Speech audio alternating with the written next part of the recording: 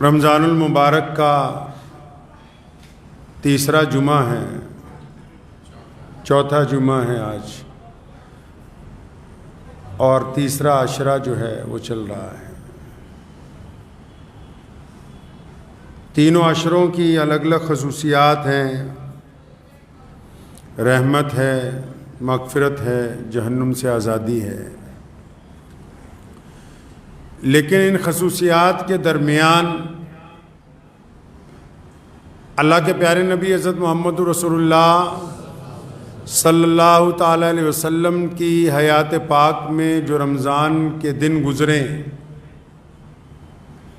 نبی علیہ الصلوۃ والسلام کی زندگی میں جتنی مرتبہ رمضان آیا ہے تو وہ وقت کیسا گزرا، وہ دن کیسے تھے، وہ شامیں کیسی تھیں، ان کا جاننا ہر ایک مسلمان کے لیے نہایت ضروری ہے۔ عرف عام میں لوگ صرف یہی سمجھتے ہیں کہ رمضان المبارک میں بہترین سحری کرنا، روزہ رکھنا، افطار کرنا، پھر تراویح پڑھ لینا۔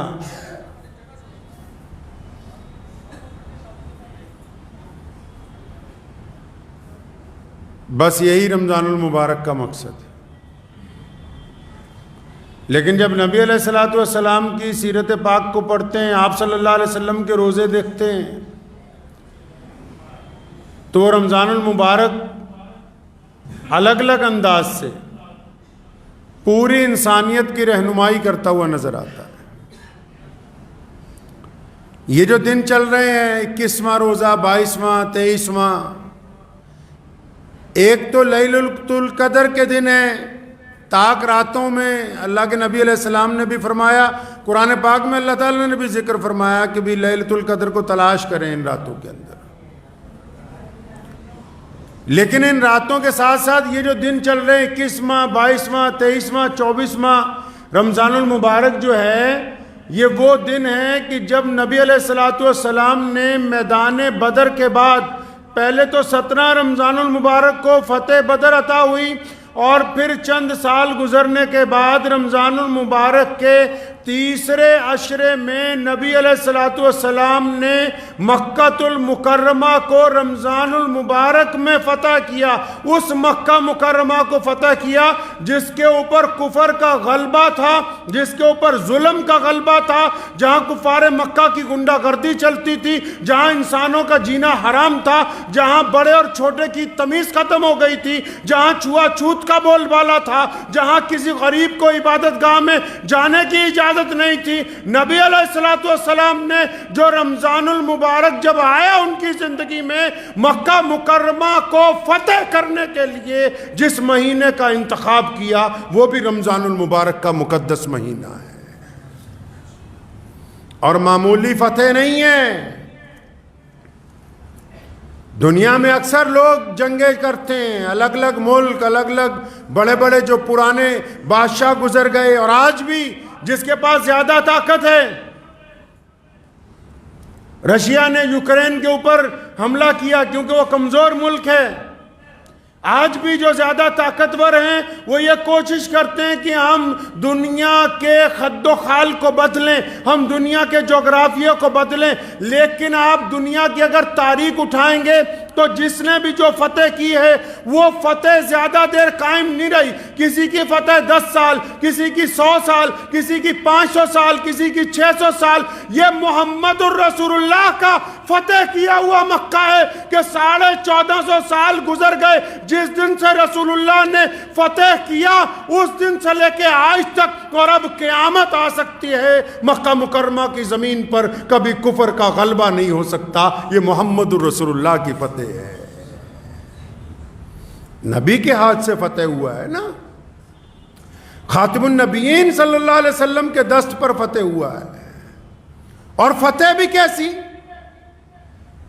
فتح جب ہوتا ہے تو جب کوئی ملک فتح کیا جاتا ہے تو برا حال کر دیتے ہیں لوگوں کا، بچے یتیم ہو جاتے ہیں، مکان اجاڑ دیے جاتے ہیں، زمینیں برباد کر دی جاتی ہیں، کھیتیاں جلا دی جاتی ہیں۔ اور اگر آپ فتح مکہ کے واقعات کو پڑھیں گے تو آپ کو حیرت ہوگی کہ دنیا کی پہلی فتح ہے جس میں کسی کا خون نہیں بہایا گیا، جس میں کسی کا گھر نہیں جلایا گیا، جس میں کسی کو ملک بدر نہیں کیا گیا، جس میں کسی پر ظلم نہیں کیا گیا، کیونکہ جب دشمن نے محمد رسول اللہ کو دیکھ کے سلنڈر کر دیا، جب دشمن نے رسول اللہ کی عظمت کو، رسول اللہ کے ساتھ آئے صحابہ کی دیوانگی کو، رسول اللہ کے جرار لشکر کو دیکھ کے جب دشمن نے ہتھیار ڈالے، تو پھر نبی علیہ السلام نے کائنات کے سامنے وہ کردار پیش کیا کہ کسی کے آگے ایک چھڑی بھی کسی کو نہیں ماری گئی۔ یہ ایک ایسی فتح ہے جس کے اندر کسی کا خون نہیں بہایا گیا ہے۔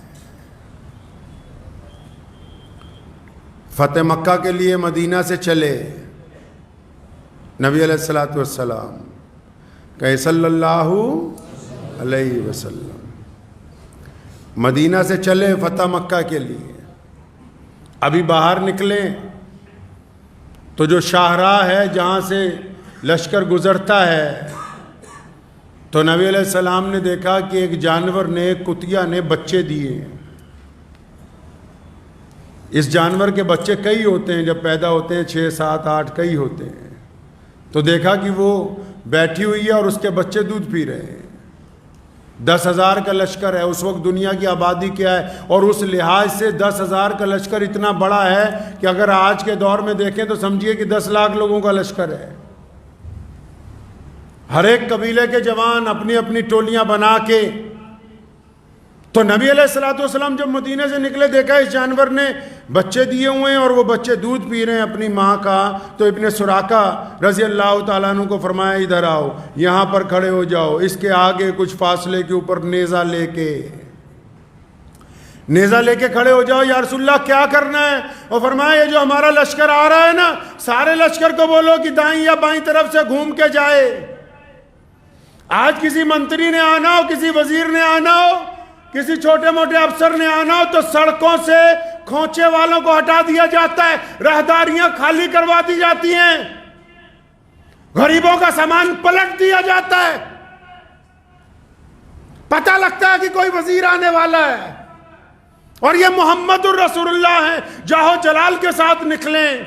کفر تھر تھر کانپ رہا ہے، لیکن کس درجے کی رحیمی ہے، کس درجے کی رحمت ہے محمد رسول اللہ صلی اللہ علیہ وسلم کے قلب اطہر کے اندر، کہ دیکھتے ہیں کہ جب ایک جانور نے بچے دیے، اس کے لیے بھی ایک سپاہی تعینات کر دیا کہ لشکر اپنا رستہ بدل لے، یہ نہ ہو کہ ہماری سواریوں کے نیچے آ کے اس کے بچوں کو نقصان پہنچ جائے یا اس سے نقصان پہنچ جائے۔ جب مکہ مکرمہ کے قریب پہنچے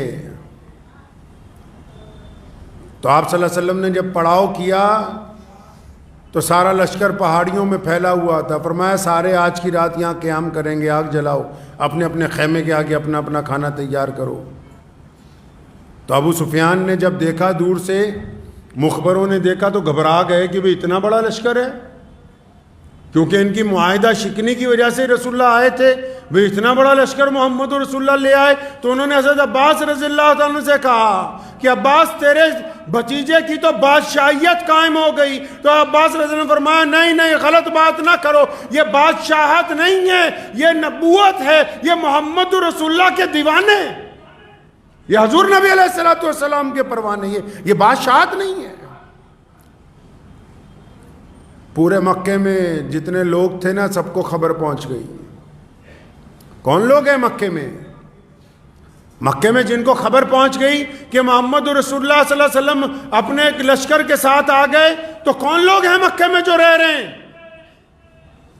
یہ وہی لوگ ہیں جو رسول اللہ صلی اللہ علیہ وسلم کو پتھر مارتے تھے، یہ وہی ہیں جنہوں نے بدر کے میدان میں ابو جہل کو ساز و سامان دے کر بھیجا، یہ وہ ہیں جنہوں نے سیدنا بلال کے گلے میں رسی ڈال کے ان کو تپتی ریت پر روزانہ کھینچا، یہ وہ ہیں جنہوں نے عمار بن یاسر کی کھال ادھیڑی، یہ وہ ہیں جنہوں نے حضرت سمیہ کی لاش کے ٹکڑے کر دیے، یہ وہ ہیں جنہوں نے سیدنا ابو بکر صدیق رضی اللہ تعالیٰ عنہ کو زخمی کیا۔ یہ جتنے مکے میں رہنے والے ہیں، یہ امیہ کی اولاد ہیں، یہ عبداللہ بن جدان کی اولاد ہیں، یہ ابو لہب کی اولاد، یہ ابو جہل کی اولاد، یہ سارے کے سارے کون ہیں؟ یہ جنہوں نے ظلم کیا ہے پچھلے 20 سالوں میں محمد رسول اللہ کے اوپر، محمد رسول اللہ کے دیوانوں پر۔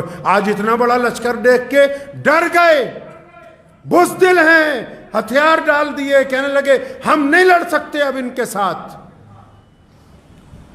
جب کوئی بندہ ہتھیار بھی ڈال دیتا ہے تو کیا سوچتا ہے؟ اپنے گناہوں کو سوچتا ہے، یہ سوچتا ہے کہ اب میں سلنڈر تو کر دیا ہے لیکن کیا کریں گے، مجھے رہنے تو یہاں دیں گے نہیں۔ کفار مکہ کہتے ہیں ہماری سوچ یہ تھی کہ کم از کم اگر کوئی سزا نہ بھی ملے تو یہ سزا تو ملے گی کہ ہمیں حکم ہوگا کہ مکے سے باہر نکل جاؤ۔ ہندہ بھی اسی مکے میں رہتی ہے۔ کون ہندہ؟ سیدنا امیر حمزہ رضی اللہ تعالیٰ عنہ۔ کون امیر حمزہ؟ جو محمد الرسول اللہ کے چچا ہیں، اور صرف چچا نہیں، محبت والے چچا، پیار والے چچا۔ اور سیدنا امیر حمزہ کو قتل کیا، ہندہ نے قتل کروایا، اور پھر سیدنا امیر حمزہ کی چھاتی چیری اور کلیجہ نکالا اور چبایا، اور حضور اکرم صلی اللہ علیہ وسلم کے صحابہ کے سامنے حضرت امیر حمزہ رضی اللہ تعالیٰ عنہ کی لاش کے ٹکڑے کیے گئے۔ وہ ہندہ بھی اسی مکے میں رہتی ہے، اور یہ سارے کے سارے مکے کے آج دم بخود ہیں کہ آج تو محمد رسول اللہ آ گئے۔ یہ یاد رکھنا کہ 21 رمضان کا دن ہے، کئیوں کو موت آ جاتی ہے روزہ رکھتے ہوئے۔ گرمیوں کے دن ہیں، محمد رسول اللہ صلی اللہ علیہ وسلم جب مکے میں داخل ہوئے، مکے والے کیا سوچتے ہیں کہ اب دربار لگے گا؟ کیا کرتے ہیں دنیا والے جب کسی کے پاس پاور آتی ہے؟ کائنات کا کیا نظام ہے؟ دنیا میں کیا ہوتا ہے جب کوئی بندہ پاور میں آ جاتا ہے؟ پھر وہ انصاف کے تقاضے نہیں پورے کرتا، پھر اس کو ایسا لگتا ہے کہ بس اب میں ہی ہوں، میرے علاوہ دنیا میں کوئی نہیں ہے۔ جو لوگ طاقت میں آ جاتے ہیں پھر ان کو ایسا لگتا ہے کہ بس اب نعوذ باللہ خدا ہی ہم بن گئے ہیں۔ ان کو یہ نہیں پتا کہ ایک وقت گزرنے کے بعد طاقت کوئی بھی ہو ڈھل جاتی ہے، جتنی مرضی چڑھائی چڑھ لو نیچے اترنا ہے، جتنی مرضی طاقت مل جائے آخر اس مٹی کی گود کے اندر واپس جانا ہوگا۔ دنیا کی کوئی طاقت اس عمل کو روک نہیں سکتی ہے۔ تو یہ تمام ظالم اور جتنے مکے کے عام لوگ ہیں نا، تو جب ان کو پتہ لگا نبی علیہ الصلوۃ والسلام آ گئے تو ڈر گئے کہ اب تو کیا ہوگا ہمارے ساتھ۔ ادھر نبی علیہ الصلوۃ والسلام نے کیا کیا؟ جب لشکر صبح کو روانہ ہوا مکے میں داخل ہونے کے لیے تو نبی علیہ السلام نے کیا کیا؟ نبی علیہ الصلوۃ والسلام ابھی چل رہے ہیں، اپنی اونٹنی پر سوار ہیں، اور عجز کی وجہ سے محمد رسول اللہ صلی اللہ علیہ وسلم اپنے رب کے آگے عاجزی کی وجہ سے اونٹنی پر بیٹھنے کے باوجود آپ صلی اللہ علیہ وسلم کا سر مبارک اتنا اپنے رب کے حضور جھکا ہوا ہے کہ بار بار آپ صلی اللہ علیہ وسلم کے امامہ جو ہے وہ اونٹنی کے کجاوے کے ساتھ ٹکراتا ہے۔ اگر تو آج کسی کو تھوڑی سی پاور ہو جائے نا، پاور کیا، آج کوئی عام آدمی کوئی اچھا موٹر سائیکل خرید لائے تو وہی محلے میں سے ذرا تیز نکالتا ہے کہ ان کو پتہ لگے کہ میرے پاس انجن کی پاور آ گئی ہے۔ اور یہ کیسی طاقت ہے جو محمد رسول اللہ کو اللہ نے عطا کی فتح مکہ پہ؟ یہ حکومت کی طاقت ہے، اقتدار کی طاقت ہے، کوئی دم نہیں مار سکتا ہے اب آگے۔ اور کون سا مکہ جس کی گلیوں میں رسول اللہ کو مارنے کی کوشش کی گئی، جس کی گلیوں میں رسول اللہ صلی اللہ علیہ وسلم کے نعوذ باللہ قتل کے منصوبے بنائے گئے، جس کی گلیوں میں نبی علیہ السلام کو زخمی کیا گیا، جس کی گلیوں میں نبی علیہ السلام پر پتھر برسائے گئے، جس کی گلیوں میں نبی علیہ السلام کے گلے میں ایک دفعہ کپڑا ڈال کے ابو جہل نے پوری زور لگایا کہ نعوذ باللہ نبی علیہ السلام کا سانس رک جائے، یہ وہی مکہ ہے جس کے اندر سے مجبوراً نبی علیہ السلام کو جانا پڑا۔ اور جس دن گئے تھے نا مکہ چھوڑ کے، چند قدم چلتے ہیں واپس بیت اللہ کو دیکھتے ہیں، آپ صلی اللہ علیہ وسلم کی آنکھوں میں آنسو آتے ہیں، پھر چند قدم چلتے ہیں، پھر بیت اللہ کو دیکھتے ہیں، اور فرمایا کہ اے بیت اللہ میرا دل نہیں چاہتا تجھے چھوڑ کے جاؤں، میرا نہیں دل چاہتا کہ میں اپنے وطن کو چھوڑوں، میں اپنی مٹی کو چھوڑوں، میں اپنے گھر کو چھوڑ دوں، میں سیدنا آمنہ کے گھر کو چھوڑ دوں، میں حضرت عبداللہ کے گھر کو چھوڑ دوں، میرا دل نہیں چاہتا، لیکن اے بیت اللہ میری قوم نے، اس شہر کے رہنے والوں نے زندگی یہاں تنگ کر دی ہے، اس لیے مکہ المکرمہ کو چھوڑ کے جانا پڑ رہا ہے۔ اس مکے میں جب رسول اللہ داخل ہوئے، صحابہ میں کسی نے نعرہ مارا کہ آج آ گیا ہے بدلے کا دن، آج بدلے کا دن آ گیا۔ آج حساب لیا جائے گا ابو جہل کی اولاد سے. آج عتبہ کو پوچھیں گے امیہ کہاں ہے, آؤ تمہاری گنڈا گردی دیکھیں. ابھی کسی نے یہ نعرہ مارا, نبی علیہ السلام نے منع فرمایا ایسی بات نہیں ہے, آج بدلے کا دن نہیں ہے, آج بدلے کا دن نہیں ہے, آج معافی کا دن ہے, آج درگزر کرنے کا دن ہے, آج معافیاں کرنے کا دن ہے, آج معاف کرنے کا دن ہے. اور اعلان کر دیا کہ جس نے اپنے گھر کا دروازہ بند کر لیا اس سے کوئی لڑائی نہیں ہے, جو بیت اللہ میں چلا گیا اس سے کوئی لڑائی نہیں, جو ابو سفیان کے گھر چلا جائے اس سے بھی کوئی لڑائی نہیں, جو کسی طرح کا ہتھیار اٹھا کے اسلامی افواج پہ حملہ نہ کرے اس سے بھی کوئی لڑائی نہیں. اعلان کر دیا کہ جو لوگ امن چاہتے ہیں ہم ان کے ساتھ امن کا وتیرہ اختیار کریں گے, جو جنگ چاہتے ہیں ان کے ساتھ جنگ کا وتیرہ اختیار کریں گے. یہ پہلی فتح ہے. دنیا حیران ہے, جنہوں نے ظلم کیا تھا وہ بھی حیران ہے. نبی علیہ السلام نے سب کو اکٹھا کیا نا, خطبہ دیا, فرمایا تمہارا میرے بارے میں کیا خیال ہے, اب کیا خیال ہے تمہارا. تو مکے کے لوگوں نے بڑی عاجزی سے کہا تھا کہ ایک کریم, ایک شفیق, ایک محبت کرنے والے باپ کے محبت کرنے والے بیٹے حضرت عبداللہ کا ذکر کیا کہ آپ ایک شفیق والد کے بیٹے ہیں اور آپ بھی ویسے ہی ہیں. تو نبی علیہ السلام نے فرمایا کہ اب میں معاف کرنے آیا ہوں. کسی سے مکہ مکرمہ کی فتح پر کوئی بدلہ نہیں لیا گیا, سب کو معاف کر دیا نبی علیہ السلام نے. حتیٰ کہ جب ہندہ آئی, کون ہندہ, اسلام قبول کرنے کے لیے جب ہندہ آئیں رضی اللہ تعالی عنہ, تو نبی علیہ السلام نے ان کو بھی معاف کر دیا, جبکہ انہوں نے آپ کے محبوب چچا کا قتل بھی کروایا, ان کی چھاتی بھی پھاڑی, کلیجہ نکال کے چبایا بھی, ان کو بھی معاف کر دیا نبی علیہ السلام نے. حضرت ہندہ رضی اللہ تعالیٰ عنہ بعد میں اسلام کی بہت بڑی مجاہدہ بنی ہے. یہ جتنے ملک ہیں فارس تک کے, یہ ہندہ اور حضرت اکرمہ رضی اللہ تعالیٰ عنہ کی جد و جہد کا نتیجہ ہے. تو نبی علیہ السلام جب مکہ مکرمہ میں داخل ہو گئے نا جی, آج جب آپ جائیں گے تو بیت اللہ شریف میں آج تو 25-30 لاکھ لوگ ایک وقت میں نماز پڑھتے ہیں, تو اس وقت کا سارا مکہ اتنا ہی تھا جتنا آج بیت اللہ شریف ہے. طواف جہاں ہوتا ہے وہ جگہ چھوٹی تھی, تو مورخین لکھتے ہیں کہ نبی علیہ السلام جب 10,000 کے لشکر سے آئے تو چاروں طرف کے مکانات کی چھتیں, پہاڑیاں, درخت اور چاروں طرف کی جگہ پر ہو گئی صحابہ کرام رضی اللہ تعالیٰ اجمعین سے. تو آپ صلی اللہ علیہ وسلم بیت اللہ کے صحن میں پہنچے, رمضان کے دن ہے. کہاں پہنچے جی؟ بیت اللہ کے صحن میں پہنچے نبی علیہ السلام. اب جب صحن میں پہنچ گئے, خانہ کعبہ کی جب چابی چاہیے تھی, عثمان بن طلحہ جن کے پاس چابی ہے بیت اللہ کی, ان کو رسول اللہ نے 10 سال پہلے کہا تھا کہ ابن طلحہ ذرا تالا کھولو نا, میں 2 رکعت نفل پڑھ لوں. آپ صلی اللہ علیہ وسلم نے ہجرت فرمانی تھی, چاہا کہ 2 رکعت نفل پڑھ لوں, تو نعوذ باللہ آگے سے جواب یہ ملا کہ اگر مکے کا کوئی بچہ بھی آ کے چابی مانگے تو میں دے دوں گا, آپ کو نہیں دوں گا, کیونکہ مکے کا گورنر ابو جہل آپ کا مخالف ہے.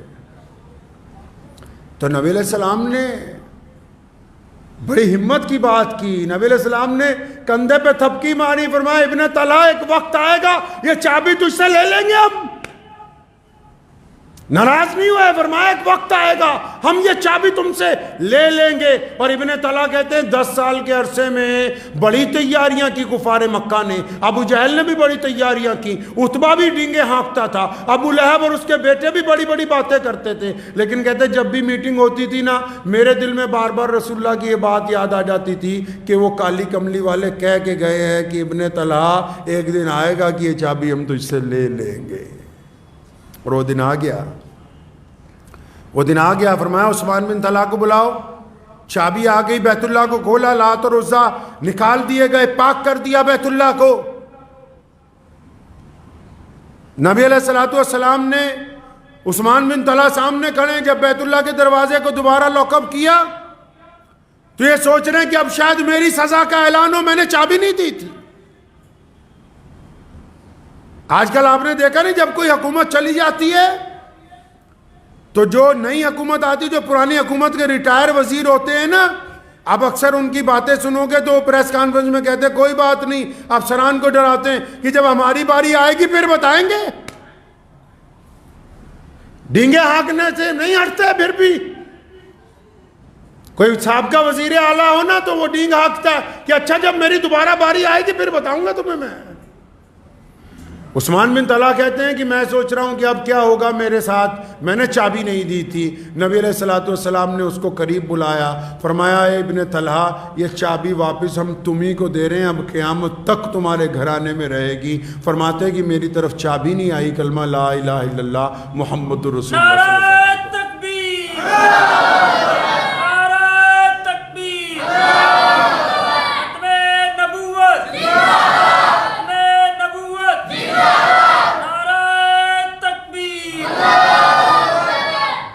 اب نبی علیہ السلام نے جب نماز کا وقت ہو گیا،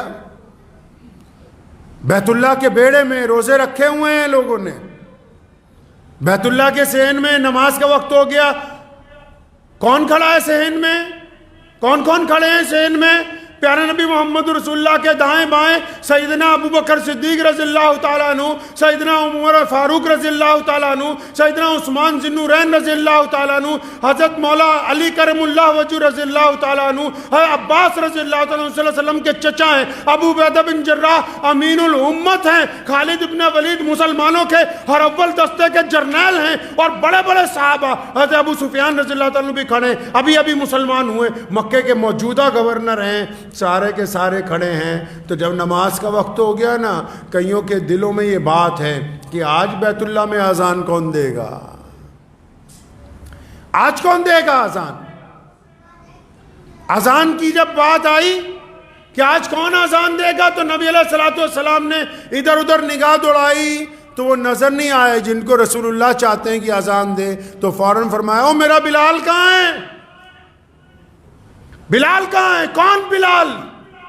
کون ہے بلال؟ بلال غلام ہے، بلال حبشی ہے، بلال کالے ہیں، بلال کے پیروں میں جوتی نہیں، بلال کے کپڑے پھٹے ہوئے ہیں، بلال کے ہونٹ موٹے موٹے ہونٹ ہیں. اور بلال نے تو جب بیت اللہ کی چوکھٹ پہ سجدہ کرنا چاہا، ابو جہل نے مارا، بلال کو امیہ نے مارا، بلال کو عتبہ نے مارا کہ تیری تو ذات نیچی ہے، تو بیت اللہ میں نہیں جا سکتا.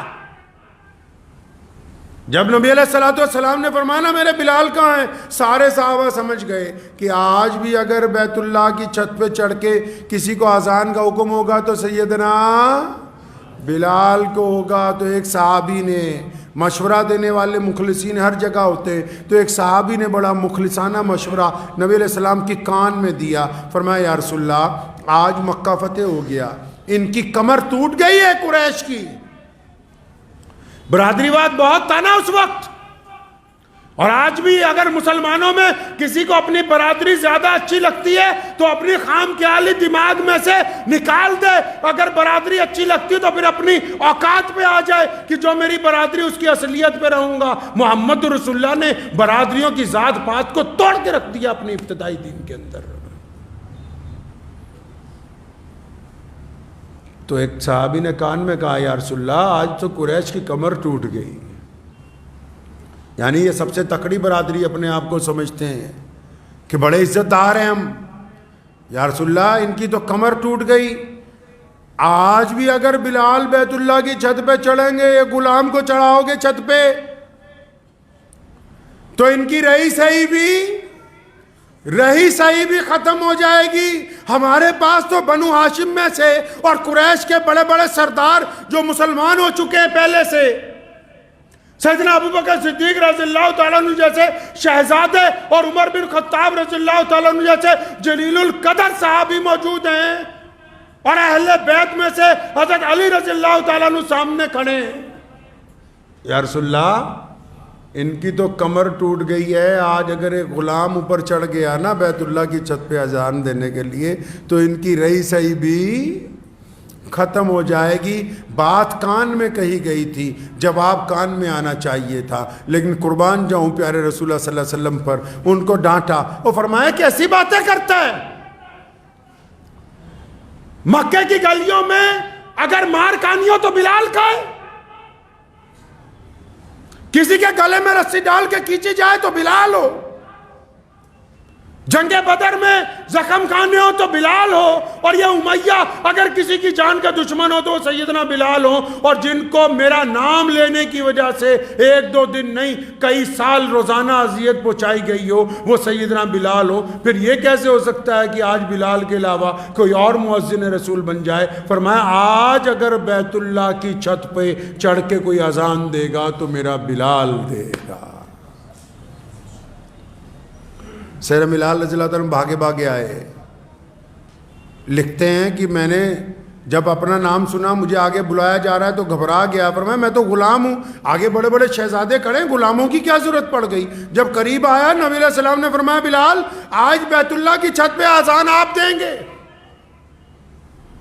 حکم جب ہو گیا تو فرماتے جب میں نے منڈیر پکڑی نا بیت اللہ کی اوپر چڑھنے کے لیے، فرماتے میرے جسم پر رضا طاری ہو گیا، لرزہ طاری ہو گیا، رونے لگا۔ بلال یار تو تو غلام آدمی ہے،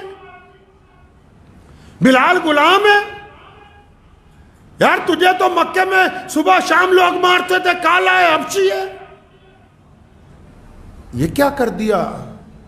ایسا کون سا کام کیا بلال کہ آج یہ دیکھو سارے چودھری نیچے کھڑے ہیں، آج تم بیت اللہ کی چھت پہ چڑھ رہے ہو؟ بلال کیا ایسا کیا ہے تم نے؟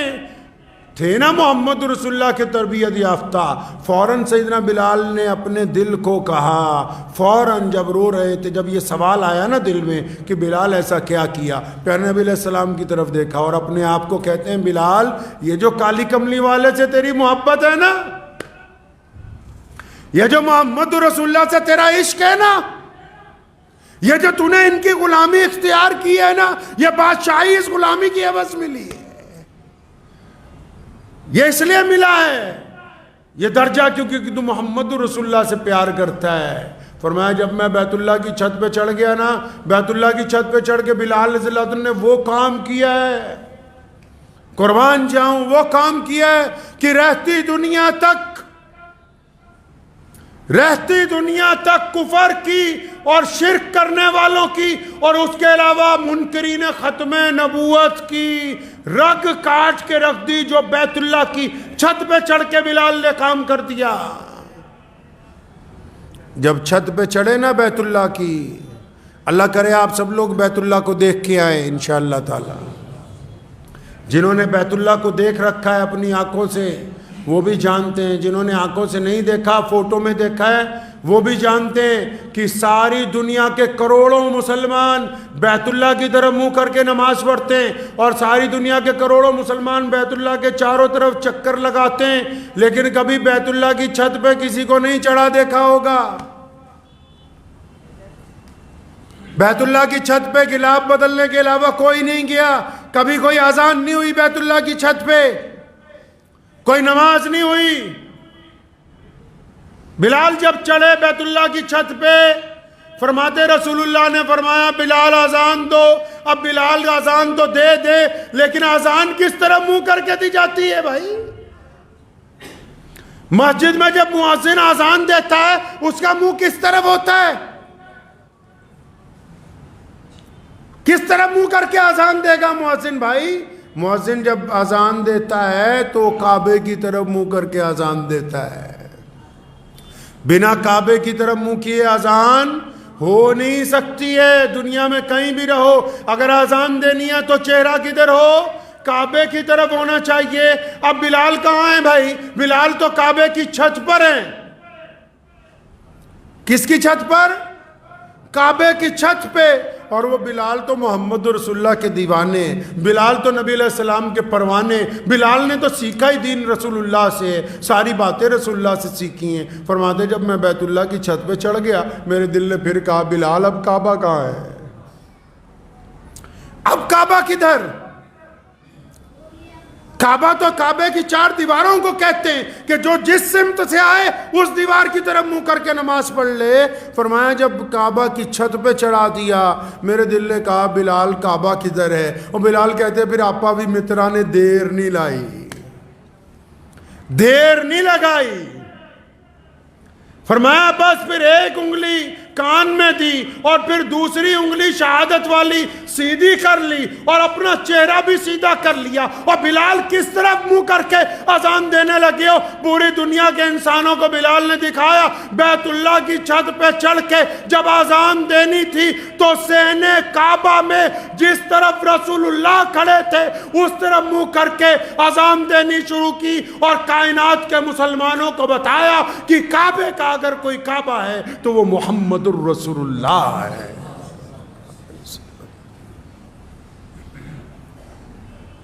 کعبے کا کعبہ محمد الرسول اللہ۔ اور پھر کیا کر دیا بلال نے؟ اگلا کام، رسول اللہ طواف کرنے لگے، رسول اللہ طواف کرنے لگے۔ بلال اذان دینی جب شروع کی، رسول اللہ سامنے، اب بلال نے کہا اللہ اکبر اللہ اکبر، رسول اللہ کے دل میں آیا اللہ ڈالنے والے ہیں، رسول اللہ طواف کرنے لگے۔ اب جب بلال نے دیکھا کہ کعبے کا کعبہ طواف کر رہا ہے تو جب بلال اذان دیتے رسول اللہ چلتے، تو بلال بھی اذان دیتا دیتا گھومتا ہے اور پوری دنیا کے مسلمانوں کو یہ پیغام دیتا کہ مسلمانوں جدھر رسول اللہ جائیں گے تم ادھر ہی جانا، اگر رسول اللہ ہیں تو بیت اللہ ہے، اگر رسول اللہ کو کوئی نہیں مانتا تو پھر بیت اللہ کی کوئی اہمیت نہیں ہے۔ رسول اللہ ہیں تو ہم ہیں۔ مرزا غلام قادیانی جیسے بدترین جھوٹی نبوت کے انگریز کے پٹھو جب 1882 میں قادیان پنجاب سے پیدا ہوئے تو ان کا جواب بلال رضی اللہ تعالیٰ عنہ دے چکے تھے پہلے۔ حنیف بن شکیل بن حنیف جیسے لوگ جو آج نعوذ باللہ اسلام میں تفرقے بازی چاہتے ہیں، اور یہ فتنے باز آتے رہیں گے، مسلمہ قذاب جیسے بھی آتے رہیں گے، لیکن یاد رکھو مسلمانوں، سیدنا بلال نے بیت اللہ کی چھت پہ کھڑے ہو کے اپنے عمل سے یہ بتایا تھا کہ اگر رسول اللہ ہیں تو کعبہ ہے، رسول اللہ ہیں تو مسجد ہے، رسول اللہ ہے تو ایمان ہے، رسول اللہ ہے تو قرآن ہے، کیونکہ ان سب کی سند صرف محمد الرسول اللہ ہیں۔ اگر رسول اللہ صلی اللہ علیہ وسلم کو کوئی نہیں مانتا تو پھر یہ سب چیزیں بے معنی ہیں، کچھ نہیں ہے۔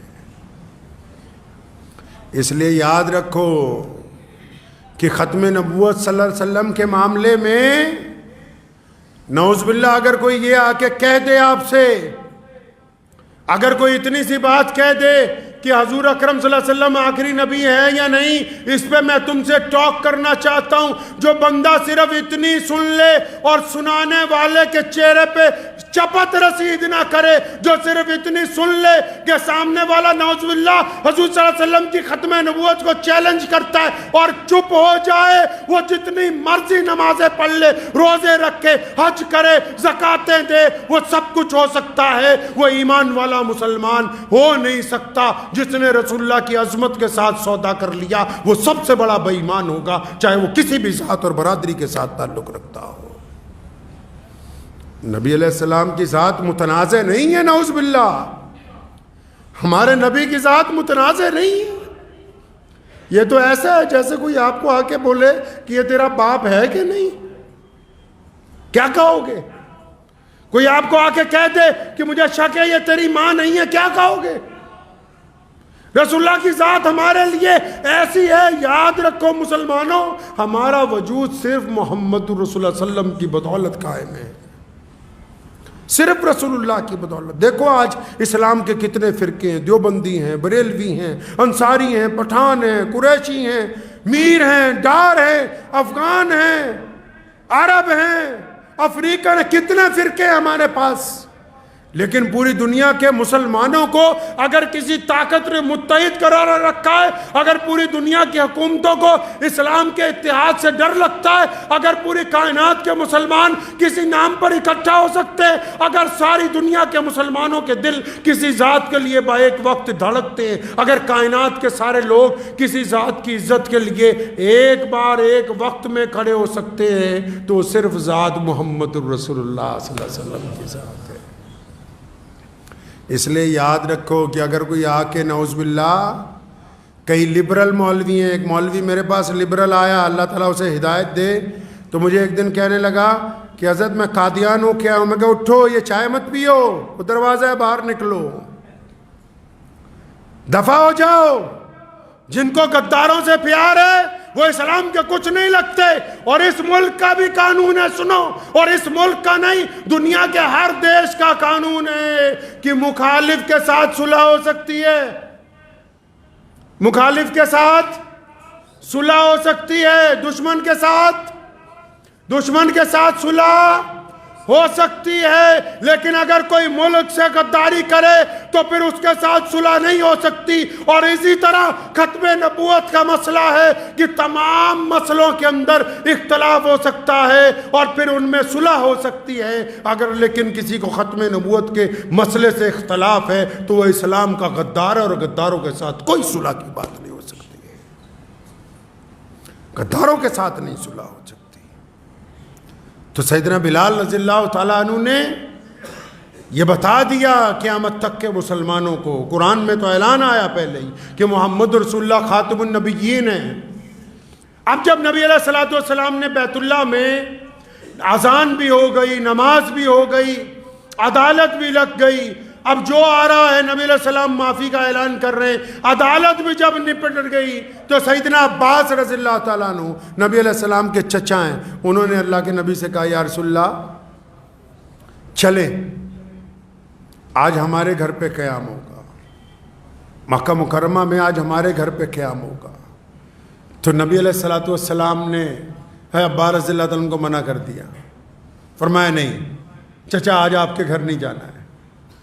کہاں گئے محمد رسول اللہ فتح مکہ کی اس رات کو, جس دن مکہ فتح ہوا, کہاں گئے رسول اللہ صلی اللہ علیہ وسلم؟ پتہ ہے مسلمانوں, یہ تو پتہ ہے کہ صبح نہاری کھائی جائے گی کہ بریانی کھائی جائے گی, اتنا پتہ ہے کہ آپس میں بحث کرنی ہے کہ رفع دین ہوگی کہ نہیں ہوگی, اتنا پتہ ہے کہ ایک دوسرے کے خلاف تنقید کرنی ہے کہ کیسے تم نماز پڑھتے ہو کیسے نہیں پڑھتے, اتنا پتہ ہے کہ مسجدوں میں ایک دوسرے کی بے عزتی کرنی ہے. اتنا نہیں پتہ کہ رسول اللہ نے رمضان المبارک کے مقدس تیسرے عشرے میں مکے کو فتح کیا, اور فتح مکے کے بعد اس رات محمد رسول اللہ نے کس گھر میں قیام کیا ہے, کہاں رہے رسول اللہ صلی اللہ علیہ وسلم اس رات؟ کچھ پتہ نہیں, کہ فرصت نہیں ملی رسول اللہ صلی اللہ علیہ وسلم کو پڑھنے کی. یاد رکھو, اگر رسول اللہ صلی اللہ علیہ وسلم کو نہیں جانیں گے نا تو پھر دنیا ہمیں اس طرح نوچ کے کھائے گی جس طرح کتے کسی گوشت کو نوچ کے کھاتے ہیں. اگر رسول اللہ صلی اللہ علیہ وسلم کو نہیں اپنے پاس رکھو گے, اگر یہ دامن چھٹ گیا ہاتھ میں سے. اس رات نبی علیہ السلام کو بڑے بڑے لوگوں نے کہا, 10,000 کا لشکر ہے, ہزاروں لوگ ساتھ میں ہیں, خیمے لگے ہوئے ہیں, نبی علیہ السلام کی قیامگاہ بھی بنی ہوئی ہے, اور بڑے بڑے صحابہ کے گھر خود مکہ مکرمہ میں 10 سال بعد اپنے شہر میں واپس آئے. سب نے کہا یا رسول اللہ ہماری کوٹھی پر تے آج کل بھی جڑے پیر ہوندے ہیں, بابے ہوندے ہیں توڑے اچھے مولوی جن کو لاتے ہو ڈھونڈ کے ہزاروں روپے تقریریں کرانے کے دیتے ہو, وہ کہاں ٹھہرنا چاہتے ہیں؟ کسی غریب کی کٹیا میں؟ تو یار امیر صاحب کوئی بڑھیا تکڑا مسلمان ہو جس کے گھر میں بڑھیا اے سی ویسی لگے ہوئے ہوں, اچھا سرمایہ دار ہو, آرام دہ کمرے ہوں جس کے. ہمارے تو پیر صاحب کے سامنے کھیر کی کٹوری لیٹ آ جائے, پہلے دوسروں کو دے دو تب بھی مسئلہ ہو جائے, وہ تمہیں عزت ہی نہیں پڑو گی, تمہیں پتہ ہی نہیں. تو نبی علیہ السلام جب اس رات کو مکہ مکرمہ میں, حضرت عباس نے فرمایا نا ہمارے ہاں چلے, تو نبی علیہ السلام نے منع فرمایا, اپنی سواری کو ایڑی لگائی, چل پڑے, نکلے وہاں سے. اب مکہ میں ایک گھر ہے, ایک عورت رہتی ہے, اس کا نام ام ہانی ہے, ابو طالب کی بیٹی ہے, نبی علیہ السلام کی چچا زاد بہن ہے, غریب ہے, ٹوٹا ہوا گھر ہے اس کا. آدمی اس لیے چھوڑ کے چلا گیا کہ تو رسول اللہ کے دین پر کیوں چلی گئی, غربت میں زندگی گزار رہی ہے بچوں کے ساتھ. اب جس در نبی علیہ السلام مکے میں آئے سارے گھر گھر میں اطلاع پہنچ گئی، اس گھر میں بھی خبر پہنچی ہوئی ہے کہ رسول اللہ آ گئے، آج مکے میں ان کی سرکار بن گئی۔ اب نبی علیہ السلام نے جب ادھر کا ارادہ کیا تو ادھر گھر میں کیا حالت ہے؟ اب بچوں کو جب وہ اپنے بھائی محمد صلی اللہ علیہ وسلم کے قصے سنا رہی ہیں کہ ہم نے بچپن اکٹھے گزارا ہے، وہ ہمارے گھر رہتے تھے، ہم نے اکٹھے وقت گزارا ہے، ہمارے ابا کو ان سے بڑا پیار تھا، وہ بڑی عظمت والے ہیں، وہ بچپن سے بڑی حیا والے ہیں۔ اب جب بچوں کو قصے سنا رہی ہے تو بچے، جو چھوٹا بچہ ہے اس نے کہا، بچے سوال بہت کرتے ہیں نا، اچانک بچے سوال بہت کرتے ہیں، تو ایک چھوٹے بچے نے سوال کیا، اماں آپ بار بار کہتی رہتی ہو کہ محمد صلی اللہ علیہ وسلم آپ کے بھائی ہیں، اگر یہ آپ کے بھائی ہیں تو پھر کیا ماموں ہمارے گھر نہیں آئیں گے، ہمارے یہاں نہیں آئیں گے؟ ام ہانی رضی اللہ عنہ فرماتی ہیں کہ میں بچے کی بات کا جواب نہیں دے سکی، میرے دل میں اندر سے رونا آیا اور میرے دل میں خیال آیا کہ نبی علیہ السلام تو آج بہت زیادہ مصروف ہوں گے، اتنا بڑا لشکر ہے، اتنا بڑے لوگ ہیں، بیت اللہ کی فتح ہوئی، سارے معاملات دیکھنے، شہر کے معاملات، جنگ کے معاملات، ڈیفنس کے معاملات، سول کے معاملات، نبی علیہ السلام کے پاس تو اتنے لوگ ہوں گے، اتنے مقدمات ہیں، اب ان کو کیا یاد ہوگا کہ ایک غریب بہن مکے میں رہتی ہے؟ تو فرماتی ہیں کہ میں اپنے بچوں کو ویسے ہی دلاسا دیا کہ ہاں بیٹا ہاں آئیں گے، تو دروازے پہ کسی نے دستک دی، تو فرماتی کیونکہ میں غم میں تھی نا تو میں نے ذرا زور سے آواز سے پوچھا کون ہے دروازے پر؟ بے اس رات کے پہلے پہر کون آ گیا؟ عشاء کی نماز کے بعد کون ہے یہ دروازے پر؟ ہمارا تو کوئی مکے میں پرسان حال نہیں ہے، بچوں کا باپ چھوڑ کے چلا گیا کہ مسلمان کیوں ہو گئی، کوئی پرسان حال نہیں ہے، کون آ گیا اس وقت رات کو؟ فرمایا جب دستک ہوئی میں نے سوال کیا تو ادھر سے آواز آئی کہ ہانی دروازہ کھولو نا، میں تمہارا بھائی محمد الرسول اللہ۔ نبی علیہ السلام اس رات اپنی اس غریب بہن کے گھر، مکہ فتح کیا ہے مسلمانوں، کوئی معمولی فتح نہیں ہے، یہ جاہو جلال کا دور ہے رسول اللہ کا، ساری دنیا پست ہو گئی ہے، بڑے بڑے محل نیچے قدموں کے اندر پڑے ہوئے ہیں، لوگ اپنی کوٹھیوں کے دروازے پہ کھڑے ہیں کھانے لیے ہوئے کہ رسول اللہ آئیں گے، رسول اللہ اس رات اگر پہنچے تو اپنی غریب بہن کے گھر پہنچے۔ ہانی کہتی کہ جب میں نے دروازہ کھولا نا 10 سال بعد اپنے بھائی کو دیکھا تو میں زارو قطار رونے لگی، نبی علیہ السلام بھی رونے لگے۔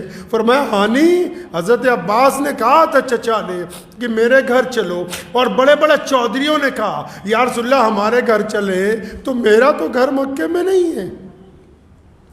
فرمایا میرا کوئی مکے میں گھر نہیں، لیکن میرے دل میں آیا کہ میری بہن تو مکے میں رہتی، تو میں اپنی بہن کے گھر کیوں نہ جاؤں۔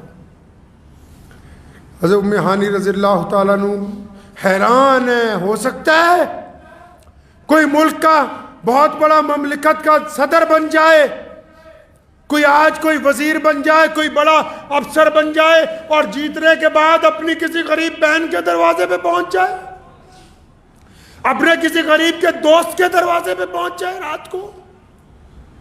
نبی علیہ السلام کی فتح مکہ نے دنیا کو جینے کا ڈھنگ دیا ہے، بتایا کہ جیتے کیسے ہیں، زندگی کس کو کہتے ہیں۔ آپ صلی اللہ علیہ وسلم اپنی بہن کو دیکھ کے بہت آپ صلی اللہ علیہ وسلم کی آنکھوں میں آنسو آئے۔ ابھی مکے کے لوگوں نے اتنا ظلم کیا کہ بھائی بہن سب چھٹ گئے، اندر تشریف لے گئے۔ فرمایا میرے دل میں ایک اور بات تھی ہانی، میں نے یہ سوچا کسی چودھری کے گھر جائیں گے، کسی سردار کے گھر جائیں گے، بڑا تکلف رہے گا، میں نے سوچا اپنی بہن کے گھر جاؤں گا نا تو کوئی تکلف نہیں ہوگا، جہاں دل چاہے گا بیٹھیں گے، جیسے دل چاہے گا باتیں کریں گے، اپنے گھر تو کوئی تکلف نہیں ہوتا۔ نبی علیہ السلام نے فوراً فرمایا ہانی کچھ کھانے کو لاؤ، بڑی بھوک لگی، آج سارا دن تو بڑی مصروفیت کا دن تھا نا، آج مکہ فتح کیا، بیت اللہ کو پاک کروایا لات اور عزا سے، نمازیں پڑھائیں، قیدیوں کو معاف کیا، مکے کی حکومت کو سیٹلمنٹ دی۔ آج تو بڑا مصروفیت کا دن تھا، کچھ کھانے کو لاؤ۔ ام ہانی روتی اٹھیں، فرمایا یا رسول اللہ ایک باسی روٹی ہے گھر میں، ایک باسی روٹی۔ ہمارے تو نخرے مان نہیں، خدا کی قسم ہمارے نخرے نہیں مان۔ ہم جب دسترخوان پہ بیٹھتے ہیں نا، ہمیں ان سبزیوں کو دیکھ کے، کبھی ان 4-5 کھانوں کو دیکھ کے دل میں خیال آیا کہ رسول اللہ صلی اللہ علیہ وسلم کے سامنے کتنی طرح کا سالن رکھا گیا ہے؟ آیا کبھی دل میں خیال؟ نبی علیہ السلام کا ایک قاعدہ تھا کہ آپ صلی اللہ علیہ وسلم باسی کھانا نہیں کھاتے تھے۔ ایک مرتبہ کھایا ام ہانی کے گھر اس دن رات کو، فرمایا یا رسول اللہ باسی روٹی ہے، لے آئی، پانی سے دھوئی، نرم کیا روٹی کو۔ دو جہاں کے مالک ہیں محمد رسول اللہ صلی اللہ علیہ وسلم۔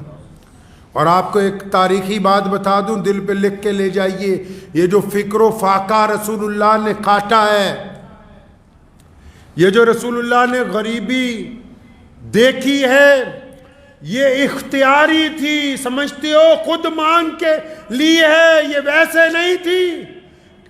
وہ چاہتے تو ان کے مصلے کے نیچے خزانے پڑے رہتے تھے، وہ چاہتے تو احد پہاڑ کو سونے کا بنا دیا جاتا۔ یہ اختیاری تھی، نبی علیہ السلام نے پسند فرمائی، فرمایا میں غریبوں کے ساتھ رہنا چاہتا ہوں۔ یہ غیر اختیاری نہیں تھی۔ تو نبی علیہ السلام کو جب وہ باسی روٹی پیش کی گئی نا، تو نبی علیہ السلام نے، پتہ ہے کچھ نہیں، پھر بھی اپنی بہن کو کہا، فرمایا ہانی تجھے تو پتہ ہے میں بنا سالن کے کھانا نہیں کھاتا، کوئی سالن والن بھی ہو۔ ہانی رو رہی ہیں، فرمایا یا رسول اللہ تھوڑا سا سرکہ ہے، سرکہ پڑا ہے ایک برتن میں تھوڑا سا، آپ کہیں تو میں لاؤں؟ فرمایا ہاں سرکہ تو بہت اچھا سالن ہے، وہی لاؤ۔ تو نبی علیہ السلام نے سرکے کے ساتھ اس رات ایک باسی روٹی حضرت ام ہانی رضی اللہ تعالیٰ عنہ کے گھر پہ کھائی۔ آپ صلی اللہ علیہ وسلم کے اس گھر میں جانے کے وقت جو اصل بات آپ کو بتانی ہے، اس کو سنیے دل تھام کے، اور پھر اپنی زندگی کا تجزیہ بھی کیجئے گا۔ اگر کوئی بندہ جماعت میں چلا جائے، چلہ لگا کے واپس آئے، تو اپنے گھر والوں کو کیا کہے گا؟ کہ کوئی بچہ مدرسے میں پڑھتا ہو، دارالحدیث میں پڑھ کے آ جائے، حافظ بن کے آ جائے، یہ جو جماعت سے آئے گا نا، اس نے کہنا ہے اپنی اماں کو، اماں نماز پڑھا کر۔ اگر کوئی مدرسے سے آ جائے نا، کہ بہن کو سر پر وٹا رکھا کر۔ اگر کوئی افسر لگ جائے، کوئی منتری بن جائے، تو وہ کیا کہے گا؟ اول تو جائے گا ہی نہیں اپنی غریب بہن کے گھر، جائے گا بھی تو اپنی ڈینگیں ہانکے گا کہ میرے پاس اتنی وزارتیں ہیں، اتنے میرے پیے ہیں، فلاں فلاں افسر کی بدلی کر دی، یہ کر دیا، وہ کر دیا میں نے۔ اور اگر کوئی بیپاری ہو، کوئی بیپاری ہو، غرور تو بہت طرح کا ہوتا ہے میاں، غرور تو نمازیوں کو بھی ہوتا ہے، غرور تو دولت مندوں کو بھی بڑا ہوتا ہے، غرور تو افسروں کو بھی بڑا ہوتا ہے، غرور تو حسن والوں کو بھی بڑا ہوتا ہے، الگ الگ طرح کا غرور ہوتا ہے۔ اگر کوئی بیپاری اپنی بہن کے گھر چلا جائے، کیا کہے گا؟ کیا باتیں کرتا ہے جا کے؟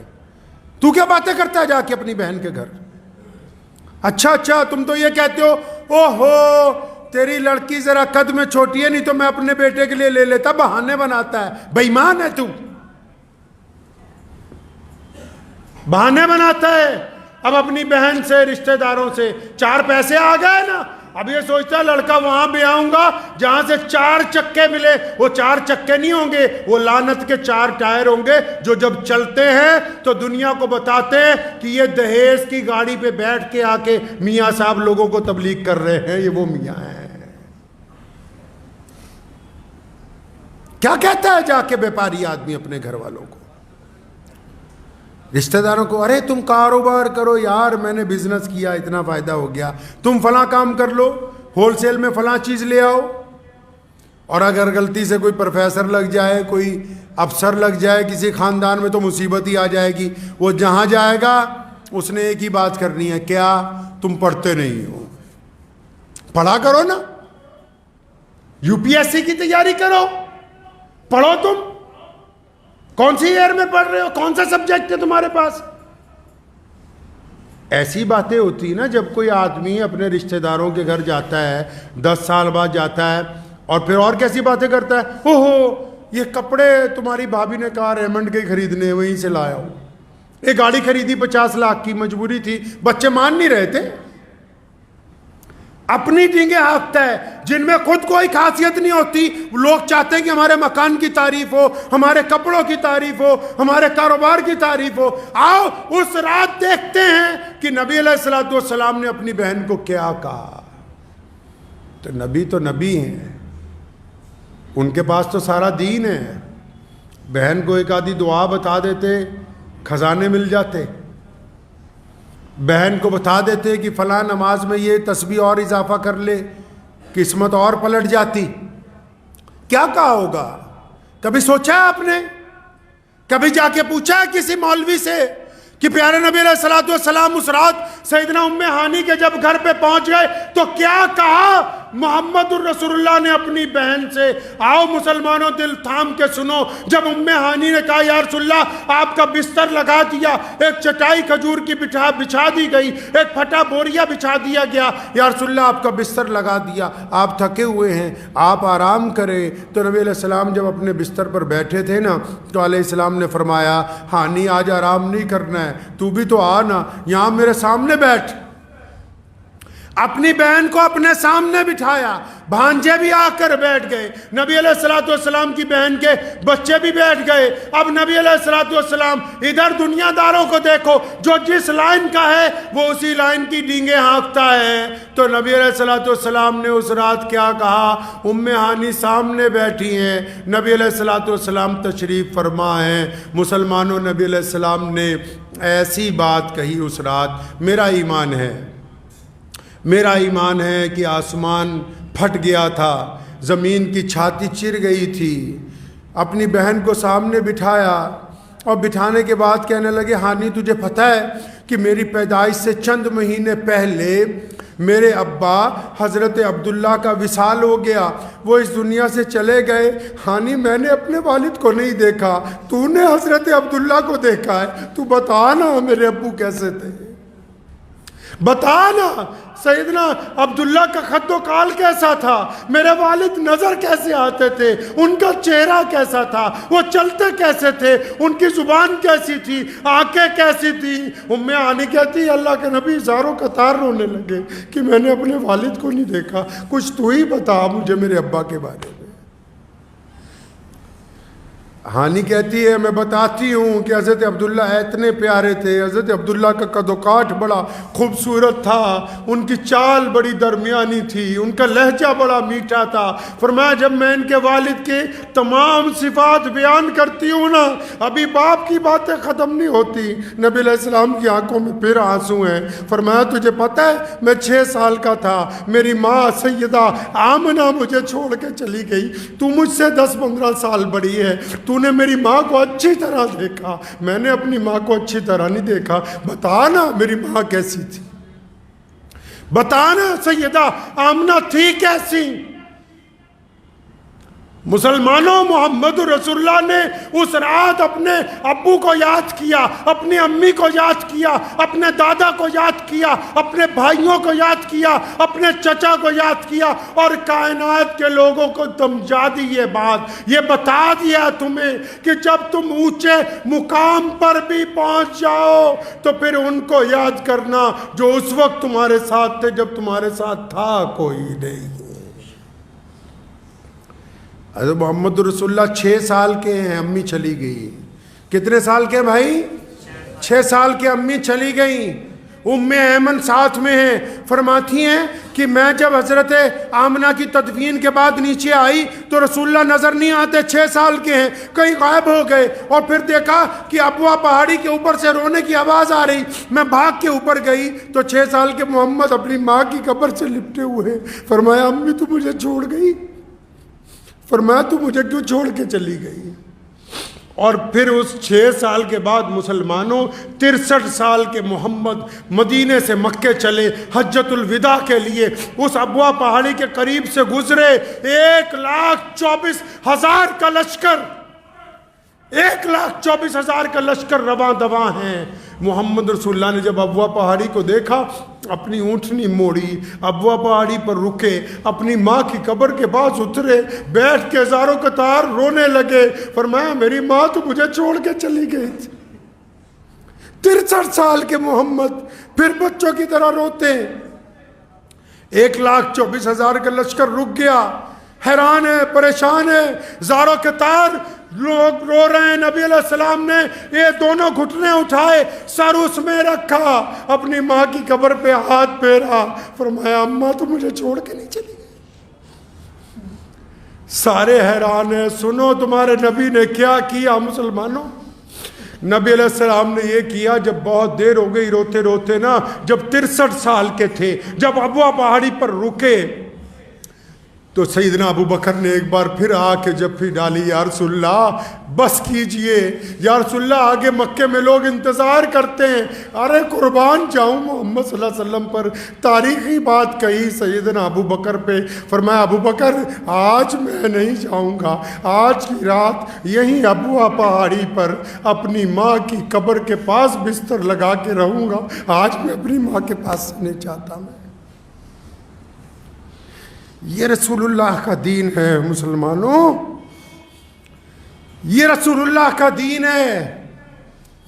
انہوں نے ہمیں سمجھایا ہے کہ حکومت میں رشتے کیسے نبھانے، انصاف کر کے، معاف کر کے، رشتہ داریوں میں رشتے کیسے نبھانے ہیں، ان کو اپنا وقت دے کے، ماں باپ سے کیسے رشتے نبھانے، ان کے لیے اپنا وقت قربان کر کے، جو چلے گئے ان سے رشتے کیسے نبھانے، ان کو یاد کر کے رسول اللہ نے قدم قدم پہ مسلمانوں اپنے کردار سے ہمیں تربیت دی ہے۔ اگر اب بھی مسلمانوں کو دین سمجھ نہیں آئے گا تو کوئی فتویٰ، کوئی مسئلہ ان کو دین سمجھا نہیں سکتا ہے۔ یہ آج کے دن کے واقعات ہیں، رمضان کے، اس عشرے کے، آخری عشرے کے۔ تو دعا کیجئے کہ ہمیں نبی علیہ الصلوۃ والسلام کی زندگی سے اللہ سیکھنے کی توفیق عطا فرمائے، اللہ ہمیں اپنی زندگی میں جھانکنے کی توفیق دے، اپنی زندگی میں جھانکنے کی توفیق دے۔ اور جاتے جاتے اتنا ضرور کہوں گا کہ یہ رمضان کا مہینہ ہے، فراخی کے ساتھ لوگوں کو دیجئے، لیکن اس کے ساتھ ساتھ، دینے کے ساتھ ساتھ، جو غریب لوگ دکانوں کے باہر سڑکوں پہ کھڑے سامان بیچ رہے ہیں، یہ کوٹھیاں بنانے کے لیے نہیں بیچ رہے۔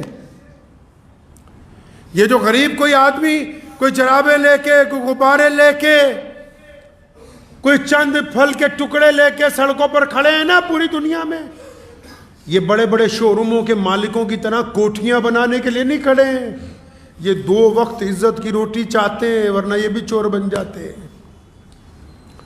تو جب ایسے غریبوں کو دیکھو تو صلہ رحمی سے ان سے سامان خرید لو، تاکہ ان کا بھی ایک دن کا کم از کم گزارا ہو جائے، آپ کو بھی اللہ کریم اپنا محبوب بندہ بنا لے۔ رمضان صلہ رحمی کا نام ہے، رمضان محبتوں کا نام ہے، رمضان عقیدتوں کا نام ہے۔ خدا کی قسم اگر اب بھی ماں باپ کسی کے ناراض ہیں، پیر پڑ جاؤ، جا کے ان کے پیر پڑ جاؤ، جب تک راضی نہ ہو سر نہ اٹھاؤ، پیر پڑ جائیے ان کے، اور جو ناراض ہیں ان کو منائیے۔ جو پرانے دوست اس انتظار میں ہے نا کہ ایک دفعہ تمہارا فون آئے گا، اور اگر کسی کو یہ مان ہے کہ تمہارے گھر سے کچھ آئے گا، اس کی عزت بڑھ جائے گی، تو اس کا مان ٹوٹنے نہ دو۔ مذہب کی اینک لگا کے کبھی غریب کو نہ دیکھنا، اور مذہب کی اینک لگا کے کبھی انصاف نہ کرنا، کیونکہ محمد رسول اللہ کا حکم ہے کہ ہم دنیا کو عزتیں بانٹنے آئے ہیں، ہم دنیا کو محبتیں بانٹنے آئے ہیں، ہم دنیا کے اندر نفرت کا پیغام لے کر نہیں آئے ہیں۔ تو دعا کیجئے کہ اللہ تبارک و تعالیٰ یہ جو محمد رسول اللہ صلی اللہ علیہ وسلم کے ہم نے واقعات آج سنے ہیں، اللہ تعالیٰ ان کو ہمیں اپنی زندگی میں ڈالنے کی توفیق عطا فرمائے۔ وآخر دعوانا ان الحمد للہ رب العالمین۔